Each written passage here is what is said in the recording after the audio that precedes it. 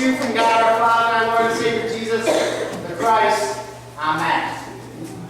You know, in this reading that we just had from Mark in this gospel reading, it's easy to kind of bang on the Pharisees for being like what I like to my grandmother, who used to always incessantly ask me 72 times if I had washed my hands before any meal, right? And as Katie said, we want people to wash their hands and everything. It's not just about hand washing, but it's easy to kind of get on the Pharisees thinking they're clueless again. But we need to realize that the Pharisees are actually having these discussions and these disagreements with Jesus for a reason, and that reason is faithfulness. See, you have to remember at this time that Palestine, where all the Jews are living, is an occupied country. It's occupied by Rome, who have pagan practices. And so the Pharisees are trying to keep the people faithful to the law. And part of that faithfulness is doing things like being pure, washing your hands, washing certain stuff so it's not defiled by stuff that's against the law and thus defiling you, making you unrighteous.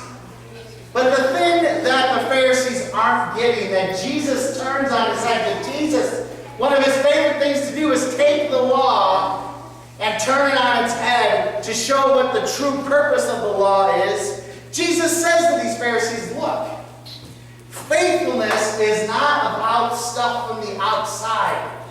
Just because you wash your hands before a meal doesn't make you faithful to God. It doesn't make you faithful to God because why are you doing it? Intent is important in Jesus' mind.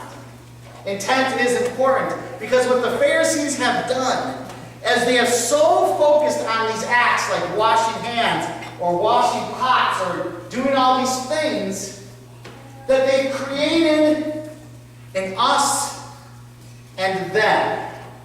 A way to instantly judge who is righteous and who is not. Jesus and his disciples must be unrighteous because they didn't wash their hands.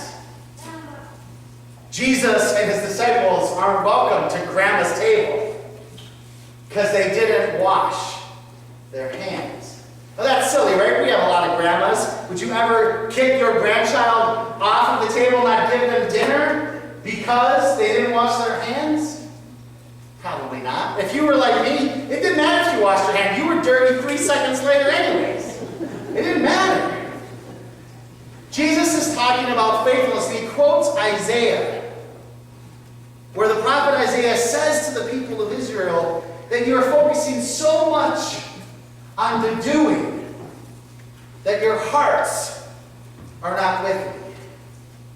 See, what's happening with the Pharisees is they are separating out us and them, those who wash their hands and don't, and they do that so they can elevate themselves. Look at me, I'm righteous. I washed my hands. You are unrighteous. You do not wash your hands. I am better than you. Their intent to try to help the people of Israel be faithful to God has turned instead into a way of lifting up themselves and putting down the other. You know who's really good at doing that too? The church. We are really good at saying, look at us. Look how righteous we are. And look how terrible they must be for whatever reason. Faithfulness to God is not about what's on the outside, it is about what's on the inside. Because the radical love and grace that comes through Jesus Christ comes to change hearts. And hopefully in the changing of hearts, behavior will change as well. But that radical grace and love of God is not excluded because of the outward works we do or don't do. Because the work that matters is the work that Jesus Christ has already done on the cross for us. It would be as if, as we're getting ready to baptize Oakley today, if all of a sudden we went, wait, can't baptize Oakley. Did she wash her hands? Did she not, like burp up spittle or something? No, right? Are we not going to, even if Oakley is screaming bloody murder today, we will baptize her. We will baptize her because God's radical love and grace and faithfulness to us means that radical love and grace is for all who come, all who desire to hear this word of truth and this freedom of forgiveness, life, and salvation that comes in Jesus Christ. And that means if we will welcome any child to come to the font to become a child of God, that means anyone is welcome in these doors, no matter what. And that also means that God's radical love and grace needs to work through us to show the world that God is not an us and them person. God is not an us and them God. God welcomes all to Grandma's table to eat and be filled with hope and forgiveness and new life. Because the thing about all of us is we all have dirty hands.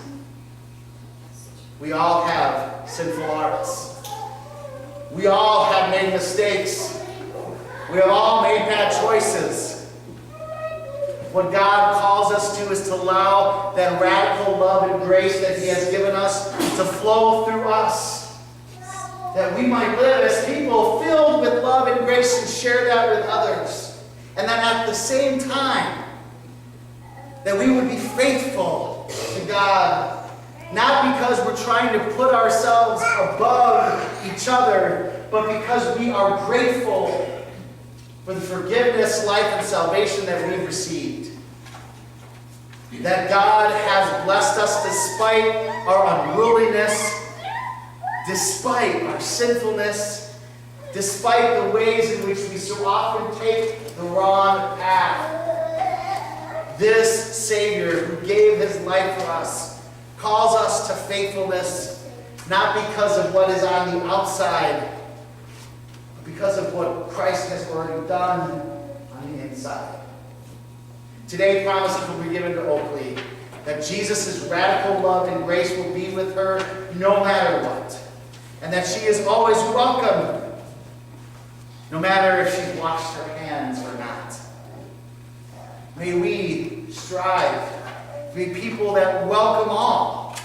May we strive to be people who live with the love and grace of God flowing through us, that we might welcome all despite our differences. And may we remind ourselves that in the end it is not our faithfulness that matters.